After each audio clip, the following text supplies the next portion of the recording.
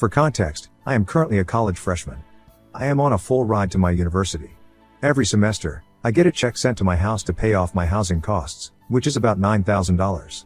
My unemployed father got evicted from my old address because he wasn't paying rent, so my family started living in a hotel. I was questioning how they were paying for the hotel, considering it was $150 a night. Turns out, my father used my college check to cash out and pay for the hotel for 2 months. I begged him to pay off my college housing costs for 2 months straight. He lied to me, telling me that it was attached to some funds, which were hard to get out. Very confusing, but keep in mind I have absolutely zero financial literacy and my father never went into depth.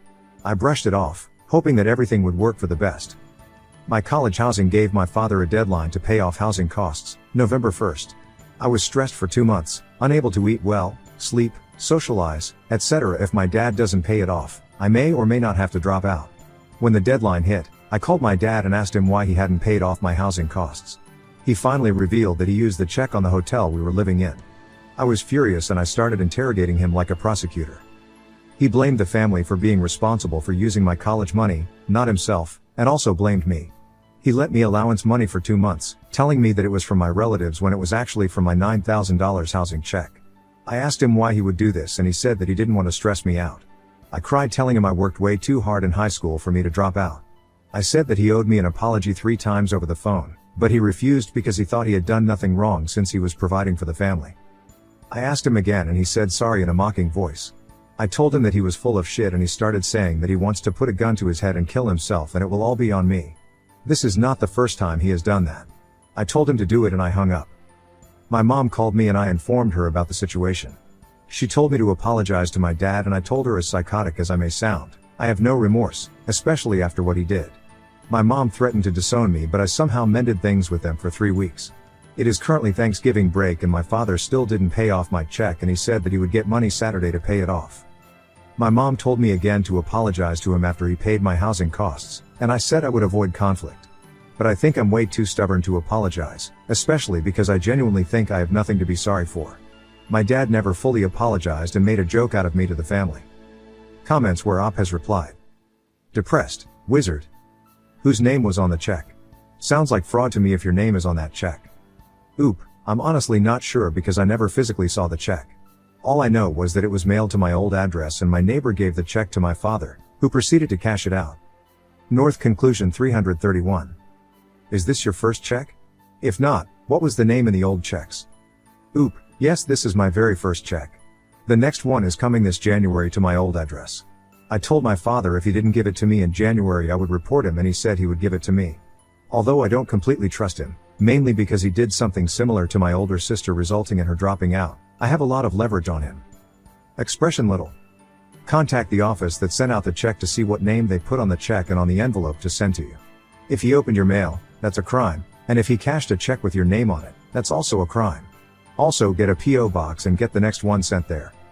Oop, there's also a huge part that I left out regarding this situation. My mother is an illegal immigrant and if my dad goes to jail or gets charged, then she would have to go back to her country. I did threaten my dad with this but my mother said that she would flat out disown me if I did. I also have little siblings too so I would not like for them to have to take the fall for this. I think I will contact the school and ask them to put the mail somewhere safer, probably my dorm address. Update 1. First and foremost, immediately after this happened, I managed to get a separate debit card without my parents knowing. I don't have a job now, but I'm looking to get one later on in the semester. I didn't go to the financial aid center because my dad somehow managed to pay me back. I'm going under the assumption that it's through my grandmother's social security checks.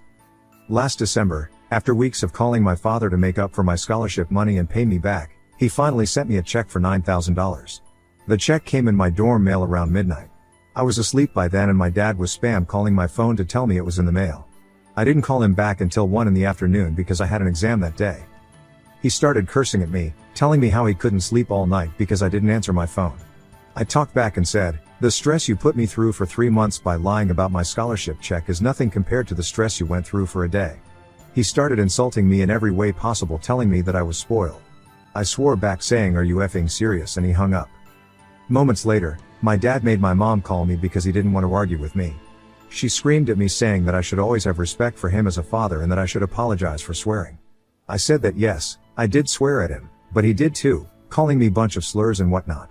She also accused me of purposely ignoring them when I made it clear several times that I was asleep and I had an exam at 9 in the morning, hence not calling them at midnight.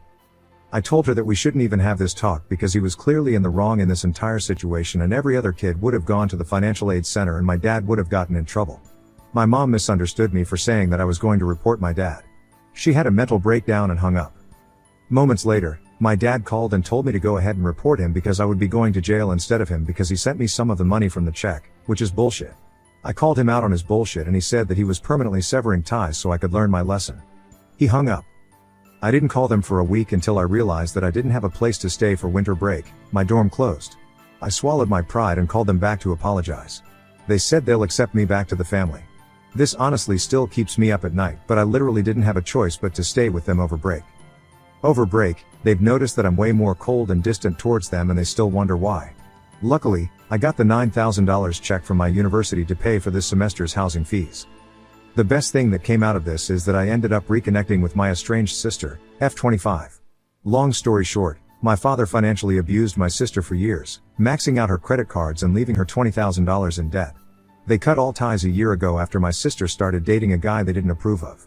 When I was on good terms with them, they painted her as the bad guy, telling me that she betrayed them by choosing her boyfriend over the entire family. I also didn't know that my dad financially abused her. Turns out she was in the same situation I was in and ended up dropping out because my dad didn't let her take out a student loan. I talked to my sister and she said that she was honestly glad that she severed ties with them because she's finally financially independent, even if she's not financially stable. We're closer than ever and I probably consider her as a shoulder to lean on. Mentally, I'm really not doing well. I'm generally stoic, but this is taking a hard emotional toll on me because my family was my world. Before college, I always knew my father was insane, but my mother was my ride or die. I told her everything. I helped her through her marital problems. She told me everything. And the fact that she chose my abusive, unemployed father, the man that she always talked about wanting to divorce, over her daughter is heartbreaking. She still expects me to be her armchair therapist and she told me she wants me to act like how I did before. I told her over break that no matter what she does, she will never mend back the trust I had for her then. And my father, despite his flaws, I never expected him to use my check. He put such a huge emphasis on education and told me he wanted me to have the life he never had. And knowing he would sacrifice my education just so he could live in a fancy $150 hotel is very disheartening. Recently, I've been very isolated. I still talk to a few people, my grades are falling, and I haven't been eating or sleeping well. Maybe this situation should be a wake-up call for me, but I've come to the point where I'm completely apathetic about everything. I refrain from drugs thankfully, but even so, I feel like my life is on autopilot. Comments where Op has replied. Me zero mio.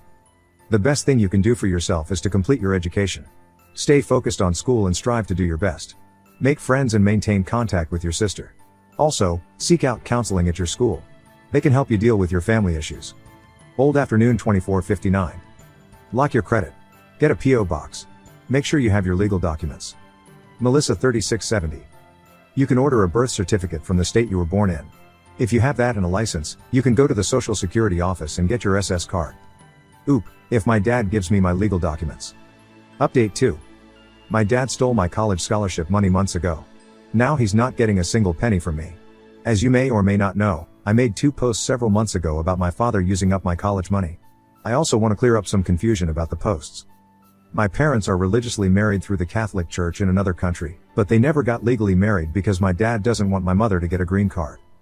And yes, in some colleges like mine, the broken education system in America still use checks, but most people use direct deposit. I am glad to say that he no longer has access to my finances and I am in low contact with him. Thanks to the advice of this subreddit, I got my social security card and other documents months before I left for college. I also managed to get my first job. I distanced myself from my parents and I took a lot of time to reflect on them and their actions. They also distanced themselves from me after I finally put my foot down and refused to give them financial assistance. They said that I was self-absorbed and once again my father told me he would kill himself if I didn't help him. And this time, instead of telling him to off himself, I told him that's a decision he would make and I can't be responsible for it. I realized no matter what I do, they'll never change. They will always be the type of people to financially leech off of others using their suicide threats and weaponizing self-pity, but they're too emotionally stunted to see the faults of that. Their psyche is so twisted and I spent a lot of time mourning for the parents I never had. They were never meant to be parents, but they're also people. Sometimes people like them exist. As for my mother, she completely turned her back on me and said that I was a TV villain for not giving my father the money he deserved for raising me and my siblings. I told her he was never emotionally present as a father, and neither was she. Not just from the suicide threats, but also by being a threat to our well-being. She used to treat me as a friend and therapist, but rarely as a daughter. She used me to complain about the emotional and mental abuse my dad inflicted on her. But at the same time, she was also the person to turn her back on me in a blink of an eye, if it meant protecting my father's feelings and making him happy. Sometimes, she went as far as to attack me or my siblings if we did anything to make him cross. I guess I still have a lot of pity for her, considering that she is an illegal immigrant in an abusive situation, but it doesn't outweigh the damage. It was impossible to communicate with her since he was her own little world. I don't think she really loved me or saw me as a person or a child, just an outlet for her emotional dysfunction. Recently my mother called me and lied about my dad being ill so they could rake a couple of bucks from me again. I told them to find their own source of money and hung up. I check up on my little brothers every now and then. They're currently still living in the hotel. While their physical safety isn't harmed, I still struggle with the guilt of leaving them behind, and I'm unclear on what the future holds for them. This past year, I learned what it meant to be independent, not just financially, but to be free from the mental control of them and making those decisions for myself. Needless to say, I'm happier, I'm surrounded with good and caring people, my grades aren't great but better, and I'm finally in a good place right now. In the end, everything's gonna be alright. And even if it's not the end. Comments where Op has replied. Boris Lovechild. Any chance of getting the money back? Oop, I got some of it back through a family friend. I'm working my ass off to make up for the remaining sum of money. Disclosing, Nina 1876. Stop feeling guilty. You are the child. If anything, be embarrassed that your parents are pathetic. And even that's nothing to be embarrassed about. Cocoa, almonds, rock. Good for you. It takes a lot of strength to do what you're doing. A lot. I know things are tough right now, but you've got the outlook and strengths to dig in and build a successful life. I hope your younger siblings have the same fortitude you do. You can try to help them in the future, but if they're not willing to help themselves, they could turn into your parents and drain you dry. Stay vigilant. Good luck, and keep us updated. Oop, my biggest fear in the future is that my parents will use my younger siblings for their benefit and leech off of them. From what I know, that's pretty much still happening with my older siblings. Next story. Son's girlfriend called to say she's going to propose, but my son already has a ring and plans to propose first, and I'm the only one who knows both secrets. My daughter-in-law, a pediatrician named Lexi, called me today with the most wonderful news. She intends to propose to my son. Lexi is such a sweet, hardworking, thoughtful, no-nonsense woman, and my son always remarks on how loved and respected he feels by her. I have never seen him happier. It warms my heart to see him so serious with someone after all these years. She is truly the daughter I have always dreamed of. I raised my son as a single mother for 29 years and had to be both mom and dad to him. His father walked out after his birth. Seeing him so deeply in love and respected by someone as amazing as Lexi fills me with pride and joy. I get to be girly with her and share my love of jewelry, which I plan to leave entirely to her. The entire family adores her and they are all excited to meet her. I already call her my daughter-in-law and consider her part of the family. Little does she know that my son has already bought her a ring and plans to propose during her birthday vacation in September. I am so happy for them. I cannot wait to see their futures develop as spouses and, eventually, as parents when the time comes. My heart is overflowing with happiness and excitement for their journey ahead. Comments where Op has replied. Backwoods Diva, we are now all shipping them and cannot wait for updates. Please try and find out the information of when she is doing it and tell him so he can make sure her ring is there too. She's putting in that work, she should show off her bling from him to lol. Oop, she actually told me how she is proposing. It's also during the birthday vacation. She said she is creating a 2-chapter book with custom art of all their firsts in chapter 1 and the proposal and ring in chapter 2. She is very creative. Fourth to Greek night, this is such a wonderful story. I hope your son and future daughter-in-law have many, many happy years together. As a dad, I cannot understand how a dad can walk out on his own flesh and blood. When my son was born, I got the answer that every person seeks. What is the purpose of my life? To me it was being this kid's daddy. Congrats to all of you. Oop, I was his third marriage. He had 2 children in his second. The child support was bleeding him dry, didn't want to be cruel and asked for the minimum support. Supported my son through uni, law school, and his master's all by myself. Update 1, June 26, 2024. My son, Sean, recently reached out to me with a request. He asked if I could take Lexi ring shopping with me since I'm in the process of designing a new ring for myself. He thought it would be the perfect opportunity for Lexi to see different styles and find her ideal ring. Sean shared with me that Lexi prefers something simple and not overly flashy. She told him, anything bigger than 2 carats is for ego. I would just like a simple solitaire under 2 carats with no fancy band and a meaningful engraving. While Sean, being a successful environmental attorney, wanted to splurge on something beautiful and expensive for Lexi. Her preferences are clear. A little backstory: when they were dating and Sean was struggling to land a big law job, Lexi supported him without a complaint. She always told him, "If I was in my residency and you had your big job, you do the same. We just have to be patient, it will come, and one day we will laugh about it at our wedding." Lexi does enjoy expensive things, but she firmly believes that her fancy habits and tastes are hers to finance, never putting that burden on Sean. "I'm taking Lexi to my jeweler this Friday, and I'm incredibly excited to see her pick out her ring." Comments where Op has replied, "CTU, I am so happy for all of you. You are an amazing mill.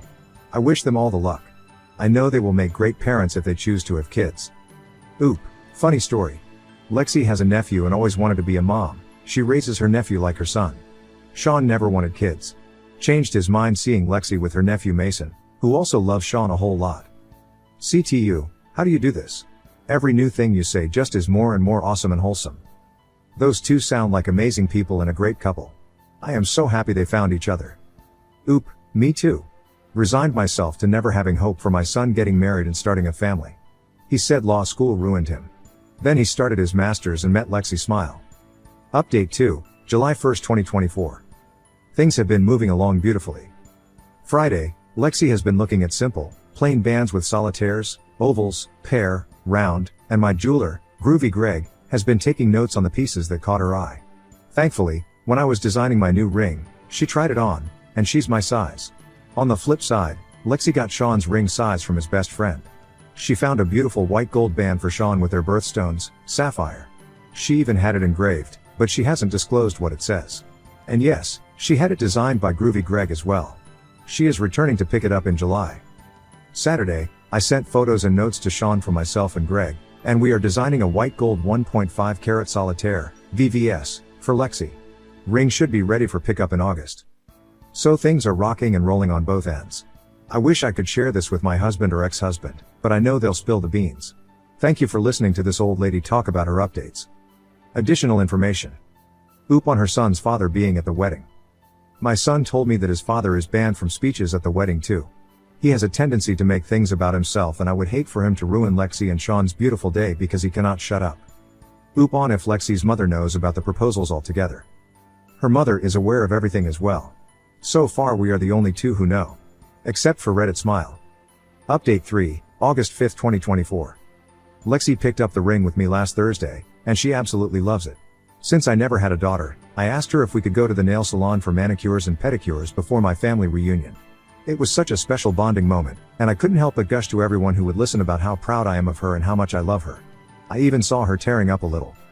I've never had a good mother-in-law experience myself. My ex-mill pointed a loaded shotgun at my stomach when I was 6 months pregnant with Sean. Lexi has also had her share of a horrible mill, who would steal her money and speak poorly of her. It means the world to me that we can heal that wound for each other and build a loving relationship. Sean also visited me, and we had a family reunion. I accidentally referred to Lexi as his future fiancée to my boss. I'm a bit worried that one of them, Lexi or Sean, may have heard me slip up. Fingers crossed that I didn't spoil the surprise. Sean is set to pick up the ring in 2 weeks, and we're all so excited. September can't come soon enough. Comments where Op has replied. Baby, mama, magnet, women proposing is the generational change we need. Oop, you would not believe how many people believe it should be the other way around. Have received rude messages saying she's cucking him. I raised Sean to treat women as his equal. If he feels cucked, then I failed him fundamentally. Stinston 555, I've been following since the first post. In a world with so much darkness and hate, it warms my heart to read a post filled with love and joy. OP, when the engagements happen you will have to pay the ring tax. A photo of their ring fingers with their new rings on them. Until then, keep smiling. Oop, will do. I promise to share her proposal book and artwork, with her permission of course, as well. Update 4, new update, September 13th, 2024. Lexi showed me her completed proposal book yesterday. The book is so beautiful and thoughtful. I know Sean is going to be blown away when he sees it. Meanwhile, Sean is still figuring out his proposal plan. He mentioned that the weather might mess with his original idea, so he's got a bit of reworking to do. I know he'll come up with something great. Had a little run-in with my ex-husband and his wife recently at a concert. Funny enough, he also suspects Sean will propose soon. We both agree that Sean's relationship with Lexi has always been different, so much more mature and meaningful than his past ones. His wife, however, wasn't too pleased. She's the only one who hasn't met Lexi yet, and she seemed a bit sour about it. She even pulled me aside to ask what Lexi is really like. I just told her the truth. Lexi is the perfect match for Sean. I would never speak poorly of her because, 1, there's nothing negative to say, and, 2, I've been in those shoes before, dealing with in-laws who weren't kind, and I wouldn't wish that on anyone. I'm just so excited for them. Hopefully, I'll be able to share photos of the art book after they've proposed already. Can't wait. Comments where Op has replied. Commenter, hopefully, the ex's wife won't be the mill from hell. Oop, my son had a tough time growing up because of her. Once she became his fiancée, things only got worse. She treated him poorly and constantly left him out. It got to the point where Sean would beg to come back home to me. One thing I'll never forget is when she told my ex that 11-year-old Sean couldn't be in her wedding because she didn't want any ugly people there. The fact that my ex went along with it made it even worse. Commenter, I am supposed he did not cut your ex out of his life as soon as he could. Being left out of the wedding is unforgivable, so do you think your ex will be excluded from your son's wedding? Oop, yup, we talked about it. No ugly people allowed here either.